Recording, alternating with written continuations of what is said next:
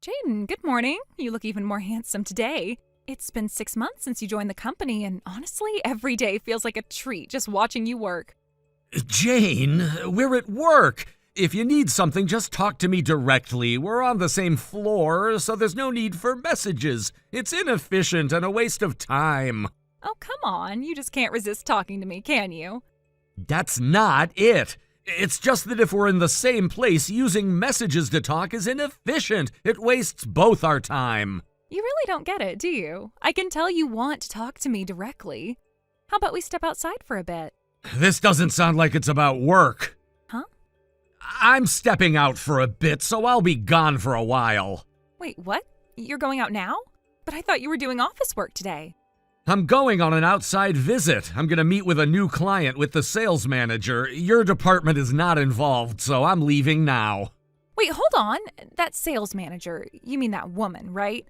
You'd rather go out with her than with me? Don't you think I should be the one you take out instead? Come on, Jaden. I know you're shy around me, but that's okay. You don't need to pretend. I'll make sure you compensate me for this later, don't worry.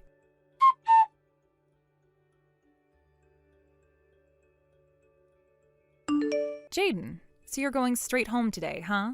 I didn't get to see you after this morning, and I have to say I was feeling a little lonely. Now that we're not at the office, I can message you, right? No, I don't think we're close enough to exchange messages privately. Oh, come on. I can tell you're trying to get my attention, but don't worry. You don't need to go out of your way for that. My heart already belongs to Takaya-kun, after all. Is that supposed to be a joke? Oh, does it not sound like one? Jane, you're a married woman with a husband and a child. You might want to reconsider saying things like that. It could easily lead to misunderstandings. No, I didn't mean it like that. And I've told you before, I'd prefer if you stopped calling me Jaden. Please use my last name instead. But we're not at work now, so it should be fine. It doesn't matter whether it's personal or professional. I've already asked you to stop using that name. I'd appreciate it if you respected that. Oh, I see. So it bothers you that I'm the only one calling you Jaden. What? I see. I get it now. If you'd said that from the start, it would have made things clearer. So in that case, you can call me Janie. Feel free to use it, both at work and outside of it. That way it's even, right? You're completely misunderstanding me. I don't intend to be close enough to you to have these kinds of personal conversations. Huh?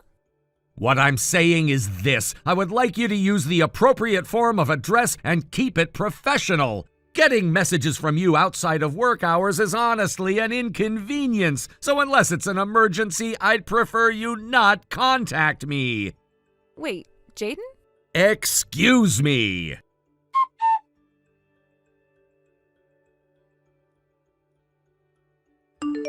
Jane, I've told you multiple times, stop messaging me. Oh, come on, just hear me out, okay? This is really big news. Jaden, I heard you're thinking about buying a house? And how is that your business? Well, aren't you just a new employee? I mean, isn't buying a house kind of difficult on your current salary? Again, none of this concerns you. Stay out of it. That's where you're wrong, because once you hear what I have to say, there's no way you'll keep saying that. Excuse me? I've decided I'm going to buy a house for you. What? Now do you understand how deep my love is for you? No, I really don't. And just to be clear, I'm going to buy a house on my own. I don't need or want anything from you. Oh, don't be shy. You don't have to be so modest with me. This has nothing to do with modesty. I'm serious. Don't involve yourself in my life. I just went to see a property earlier and I found the perfect one. I'm about to start the paperwork right now. Isn't that exciting? No, it's not. Listen carefully. I'm telling you that I'm buying my house myself. Even if you bought one for me, it would only be a burden. I'd consider it a huge inconvenience. You don't need to hide your feelings. I know this means a lot to you. No, that's not what this is at all. I want nothing from you. Why is that so hard to understand? All right then, I'm going to go secure this beautiful love nest of ours. Just wait patiently, okay? I'll handle everything. Jane, seriously? I never asked you for anything. You're acting completely on your own. Don't do anything without my consent.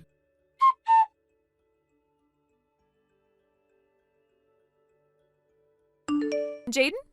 I was planning to talk to you in person today, tell you everything face to face, but of course you weren't in the office.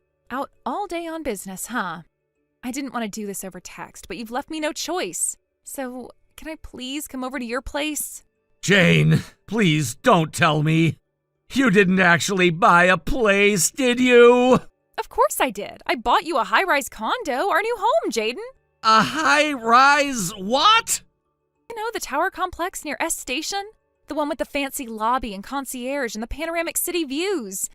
They had a 3-bedroom unit on the 23rd floor hit the market this morning, and I thought, this is fate. I called the realtor, went to the showing, and the moment I stepped inside, I knew it was meant for us. I didn't hesitate. Signed the papers right then and there. You can't be serious. Oh, but I am. You were looking for a new place, weren't you? I heard all about it. But a new employee like you probably couldn't get the mortgage you wanted, so I figured I'd help. I've been at the company forever, and my savings and salary put me in a great position. And really, what better way to show my love? Jane, you're married, or were married. Oh, that's the best part. I finalized my divorce yesterday, all for you, Jaden. So you don't have to worry about anything anymore. No obstacles, no baggage. Just us and our beautiful life together in the sky. Okay, this is insane. We barely talk at work. We don't even know each other. You can't just show up in my life like this, buy a condo, and expect me to move in. You always do this, pretend like I'm just some coworker. But I see the way you smile at me when you come by my desk. The way you linger when we cross paths in the hallway. The way you brought those hot spring buns last year just for me. Those were for the entire General Affairs Department. You were the only one there at the time. I handed them to you because you were closest to the counter. I even said, for everyone. No, you didn't. You looked straight into my eyes and smiled. Jane, I'm begging you to listen. That was not me flirting. That was basic human courtesy. We've never gone to lunch, never exchanged a personal message, never even had a proper conversation outside of office greetings. You are a coworker, that's all. You're lying. You have to be lying, because I left everything for you. My husband, my home, my financial safety, gone for us. Jane, I'm already married. What? I registered my marriage last month. I was planning to make it official to everyone tomorrow. I married Amy. Amy? That child from marketing? Your new hire? She's not a child. She's my age. We've been together since high school. No, you're making this up. You're trying to drive me away. No, I'm being painfully honest. You two-timed us. You led me on while sneaking around with her. We were never a thing, Jane. There was never an us. I've told you so many times, I'm not interested, and I never was. But you came to General Affairs every day. To pick up mail, because that's literally my job as the new guy in sales. It's been the policy for years. But what about... No more whatabouts. You imagined a relationship that didn't exist. You bought a condo based on pure delusion, and you want me to live in it like it's some fairy tale ending? It's not happening. It cost $700,000. I bought it for us. I can't afford that mortgage alone. I need you. That's not my responsibility. I warned you. I told you repeatedly not to contact me outside of work, and you ignored every boundary I set. Now you're telling me you've put yourself in debt and destroyed your marriage for an imaginary relationship? Fine, if that's how you want to play it. Then divorce that little girl and marry me. I'm your superior, and I'm giving you a direct order. You realize what you just said, right? That's harassment. That's coercion. And it's going straight to HR. No, wait. Jaden, please don't report me. I love you. Doesn't that count for anything? No, it doesn't. Goodbye, Jane. Please, don't leave me. I'm blocking this number. Don't contact me again.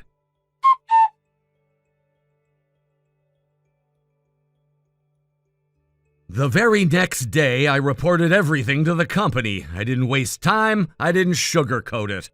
I walked into the HR office with a thick packet of evidence. Screenshots of messages Jane had sent me, recordings of calls where she crossed more lines than I could count, and statements from coworkers who had seen or heard enough to back me up. It wasn't just about what had happened between the two of us, it was about the atmosphere she created around her. The gossip, the manipulation, the way she spoke to people as if they were props in a life she had scripted out in her head. The HR team looked tense as they went through everything.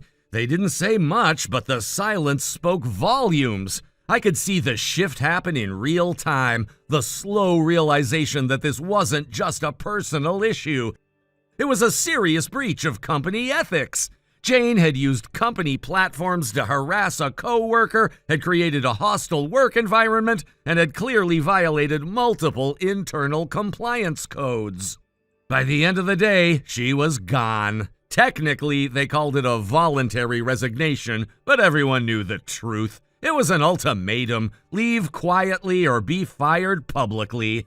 And Jane, ever obsessed with appearances, chose the route that let her preserve some sliver of dignity, at least on paper. She probably thought she could spin it later, maybe even tell people she left to pursue a better opportunity.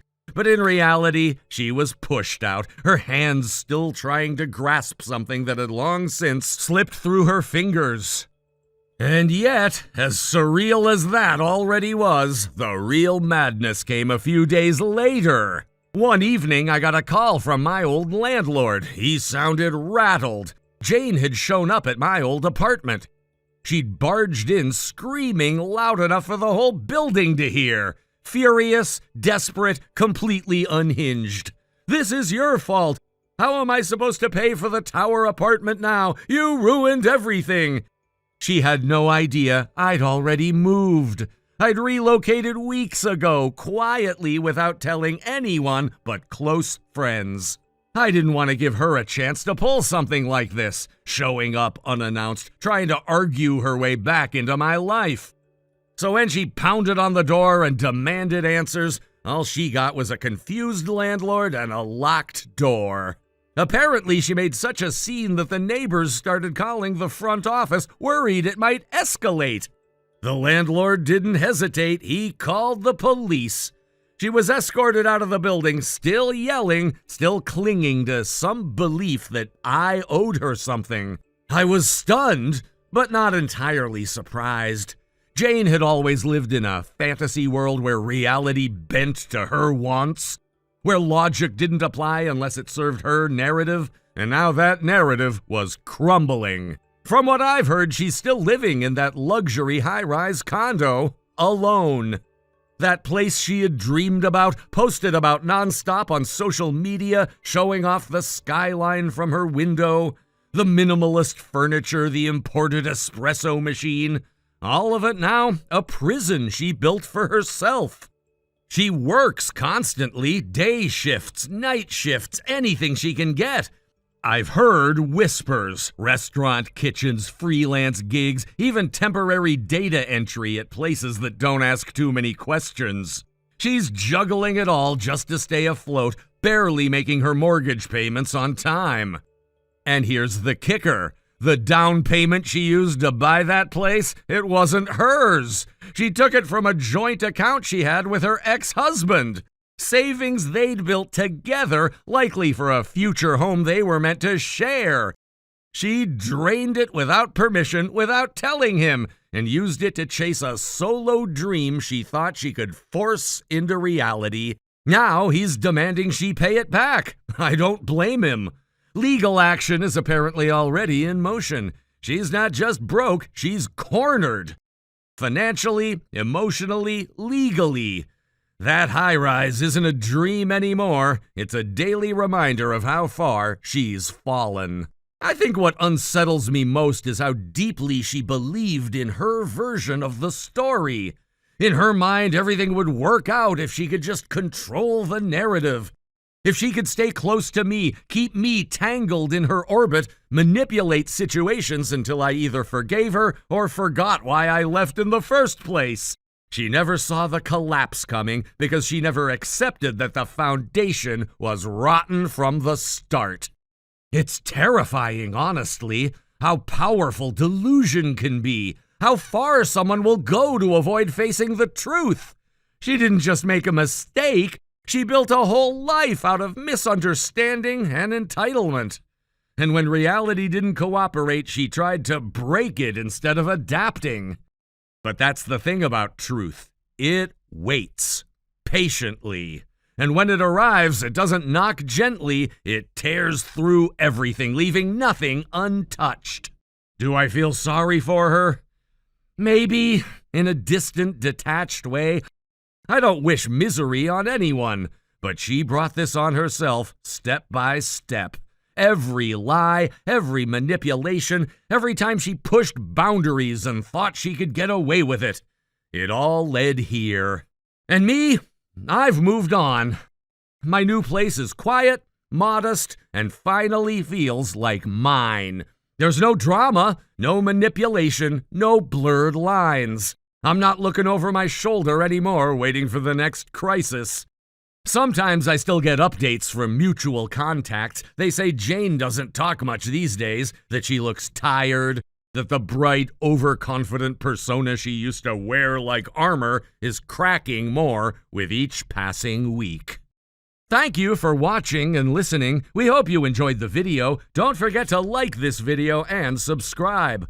Also, feel free to leave a comment about what you thought of the story. We look forward to seeing you at the next story. Thank you for watching. Please subscribe and hit the like button. See you next time.